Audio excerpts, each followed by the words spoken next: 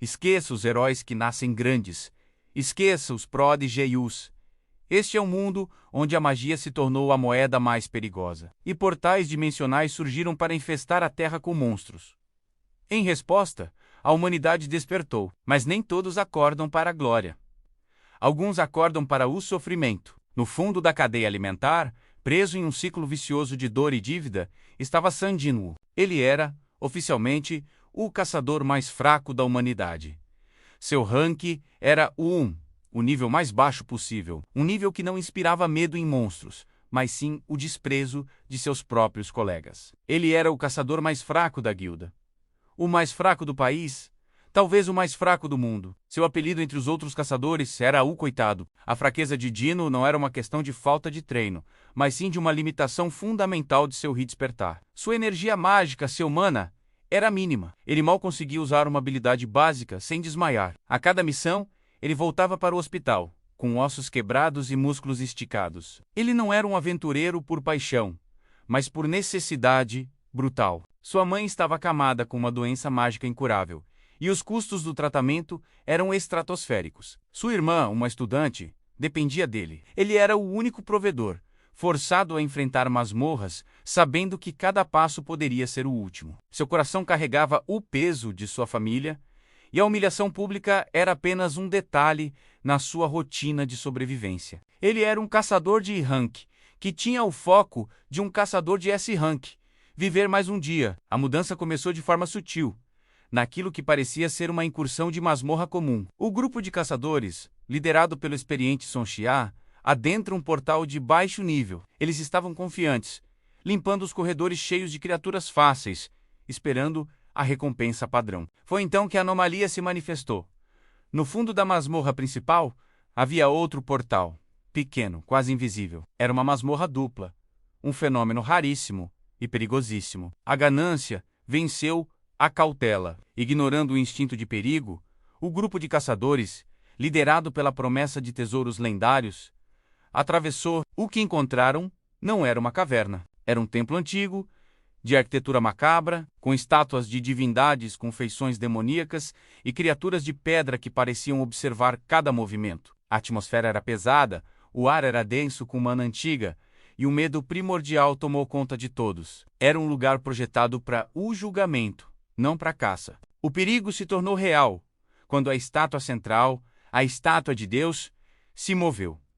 O horror paralisou os caçadores. A estátua começou a incinerar o grupo. Foi ali que Sonxia, o líder experiente, foi brutalmente esmagado, e a ordem começou a desmoronar. Dino, o mais fraco, foi o único a manter um fio de sanidade. Ele percebeu que o templo duplo não era uma masmorra, era um teste. Ele operava sob regras lógicas visíveis, que, se ignoradas, resultavam em morte instantânea. A primeira regra: adore o Deus. Todos tentaram orar de forma apressada, e a estátua de Deus reagiu ao falso culto com um raio de morte. Dinu foi forçado a decifrar a segunda regra em tempo real, enquanto o templo se fechava e a morte se tornava inevitável. A regra era o sacrifício. A estátua pedia um caçador. Dinu, movido pelo desespero e pela lógica de que sua morte era de menor valor para o grupo, se ofereceu. Ele se preparou para o golpe final, aceitando sua fraqueza. Ele aceitou a morte, mas o golpe que deveria matar o caçador Rank nunca veio. Em vez disso, ele foi envolvido por uma luz ofuscante, e a dor que sentiu não era a dor da morte, mas a dor de uma transformação.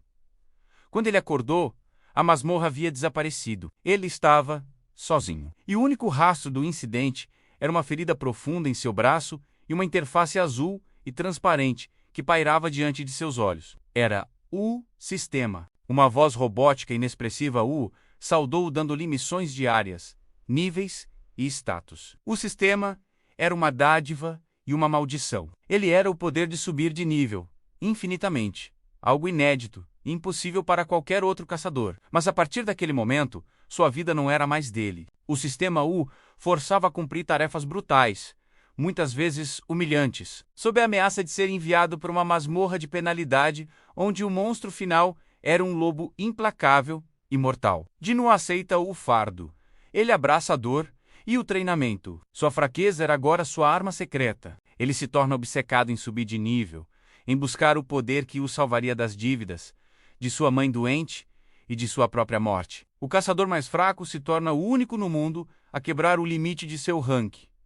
E a história da humanidade está prestes a mudar, porque o sistema não apareceu por acaso. Ele foi plantado. O que são as missões diárias?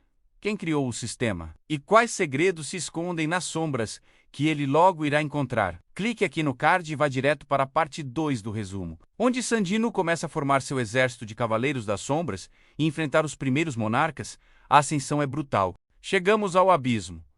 O caçador e rank já não existe. Sandino não é mais um homem, mas o único jogador de um sistema cósmico e implacável. O preço de sua vida foi transformado em um poder que o isola da humanidade, forçando-o a um caminho de evolução que nenhum caçador jamais trilhou. O sistema, com sua interface fria e robótica, é um mestre de treinamento brutal e um juiz final. O inferno de seu treinamento é imposto através das missões diárias.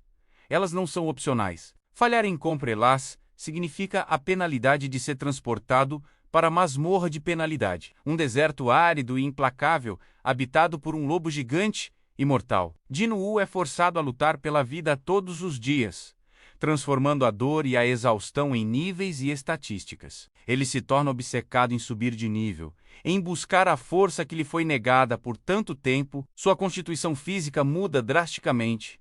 Ele deixa de ser magro e frágil para se tornar um guerreiro esculpido. Sua evolução é um fenômeno de velocidade assustadora. Ele passa de caçador de rank a uma força capaz de limpar masmorras inteiras de Saber rank sozinho. Isso é algo que deveria ser impossível. O rank de um caçador é fixo após o despertar. Dino quebrou a regra fundamental da magia. Sua assinatura mágica é volátil, oscilando entre um caçador comum e uma força S-rank, confundindo os medidores da Associação de Caçadores. O mistério de Dino se torna um segredo de Estado, um fantasma que limpa portais de alto nível, sem ajuda e sem deixar rastros. Ele é o caçador invisível. O ápice de sua transformação é alcançado na Job Change Quest Masmorra de Troca de Classe. Dino, agora forte, mas ainda incompleto, é transportado para uma sala de teste. O desafio não é um único monstro, mas um exército interminável. Ele é forçado a lutar por 200 horas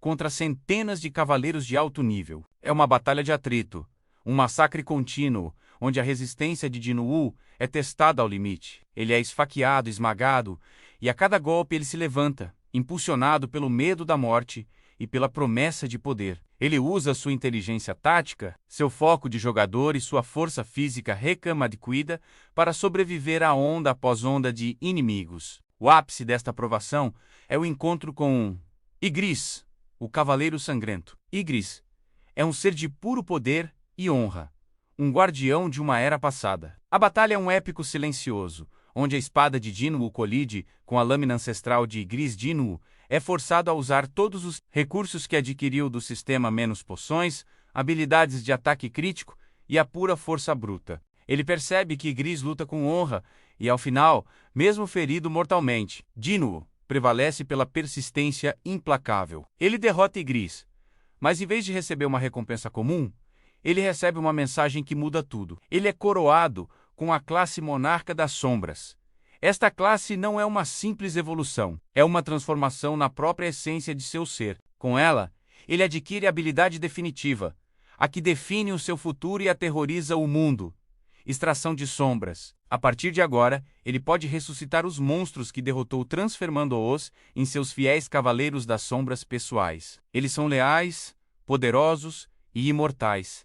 Um exército oculto que obedece apenas à sua vontade. O primeiro cavaleiro, e um dos mais simbólicos, é Ygritte. O cavaleiro honrado se curva a Dinu, tornando-se o pilar de seu exército. Com a extração de sombras, Dinu se torna uma lenda no submundo. Ele limpa o castelo demoníaco, enfrentando o monarca dos demônios e conquistando runas lendárias. Ele ressuscita Beru, o rei das formigas, uma criatura que antes era uma ameaça de nível S-rank, e o transforma em um general subserviente. Seu exército cresce a uma velocidade assustadora, e o poder de seu mana explode para níveis incompreensíveis. O mundo começa a suspeitar. As masmorras de alto nível estão sendo limpas muito rapidamente. Rumores de um caçador de rank secreto e sem registro se espalham. Os caçadores mais poderosos do mundo, os verdadeiros Srangs, sentem a presença de uma força nova, misteriosa e avassaladora. Eles se sentem ameaçados por algo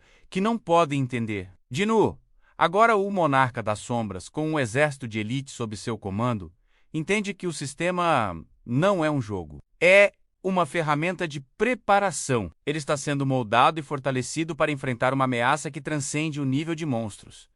O conflito entre as forças cósmicas dos monarcas e dos soberanos. A ascensão do monarca das sombras está completa e a guerra final está prestes a começar. O que são os monarcas e os soberanos? Qual é o segredo final por trás do sistema? E quem é o verdadeiro inimigo que Jimmu foi preparado para enfrentar? Clique aqui no card e vá direto para a parte 3 do resumo, onde a guerra final dos monarcas é travada. A coroação de Dinu começa. A coroação é sangrenta. O exército de sombras de Sandinu é vasto e invencível, liderado por generais de elite como Ygritte, Beru e Bellion. Ele é uma força militar oculta com o poder de varrer continentes. Mas o verdadeiro inimigo é de ordem cósmica. O sistema, que o transformou de caçador e rank em monarca das sombras, não foi uma dádiva aleatória. Foi uma ferramenta, um treinamento de emergência. A humanidade estava no meio de uma guerra milenar entre duas facções ancestrais. Os monarcas, os governantes, seres de escuridão e destruição.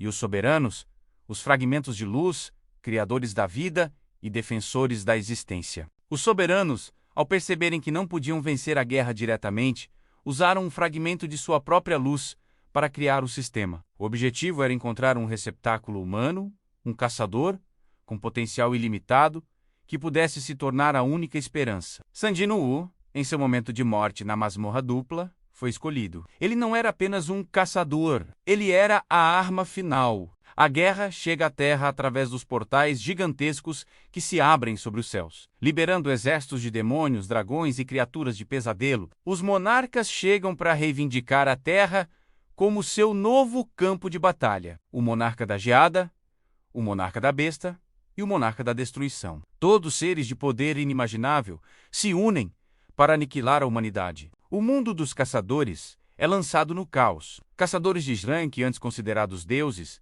lutam desesperadamente, mas são massacrados em segundos. É aqui que Dinu revela todo o seu poder. Ele surge no campo de batalha não como um caçador, mas como um exército de um homem só. A visão de milhões de soldados das sombras, incluindo Ygritte, Beru e os dragões, surgindo do chão é o ponto de virada da guerra. A batalha na Coreia, onde Dinu enfrenta o monarca da besta e o monarca da geada simultaneamente, é um espetáculo de força bruta e magia transcendental. Ele os derrota, não apenas com poder, mas com inteligência tática, forçando os inimigos a recuar. O clímax da história é o confronto com o monarca da destruição, Antares, o inimigo final e a própria encarnação do fim. Antares possui um poder que vaporiza exércitos inteiros e manipula o tecido da realidade. A batalha entre Dinu e Antares é travada em um plano existencial, onde o futuro e o passado se misturam. Dinu é forçado a usar sua habilidade definitiva,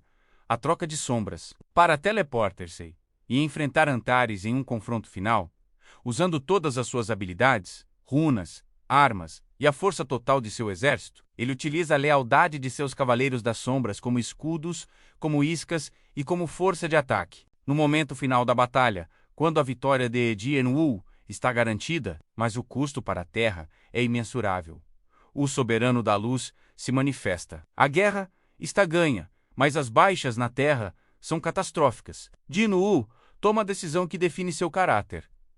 Ele usa uma das ferramentas mais raras do sistema, o relógio dimensional, para viajar no tempo e reverter a catástrofe. Ele volta no tempo para o momento em que os portais começaram a se abrir, enfrentando todos os monarcas, sozinho, em uma dimensão isolada. Antes que eles tivessem a chance de tocar a Terra, ele se sacrifica para lutar uma guerra solo que durou décadas no vazio dimensional. A humanidade é salva, mas Dinu desaparece tornando-se uma lenda e um mito. Quando ele retorna, os portais estão fechados, o mundo está seguro e ele é o único a se lembrar da guerra. Sua força é absoluta. Ele se torna um monarca coroado, o verdadeiro governante do Shadow Realm, mas ele escolhe viver como humano, protegendo a Terra nas sombras, mantendo a paz. Ele é o guardião silencioso, O caçador que alcançou o poder de um deus, mas escolheu a humanidade. A jornada de Sandinu é a prova de que a fraqueza pode ser o início do poder ilimitado. Ele salvou o mundo, mas seu maior desafio foi viver uma vida normal depois de ter sido um deus. Gostou do resumo? Deixe seu comentário e diga qual foi a sua parte favorita da jornada do Monarca das Sombras.